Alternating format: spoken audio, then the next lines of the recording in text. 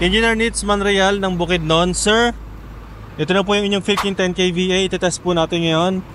So, naka-automatic switch na siya. Naka-on yung kanyang AC breaker. Patay yung generator. May supply ngayon. Kapag po hinugot natin ito sa battery, ibig sabihin mawawala ng distribution utility power natin. Kapag namatay po yan, kailangan mabubuhay yung ating generator na naka-standby.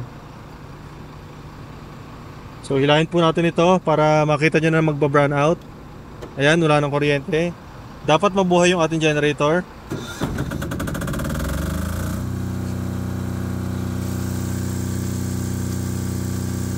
Ayan.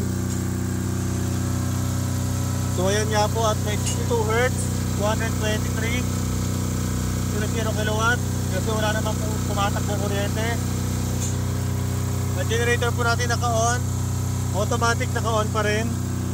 Kapag ibinalik natin ito mga ka-best buys, ibig sabihin may power na yung ating main power. Dapat mamatay yung generator.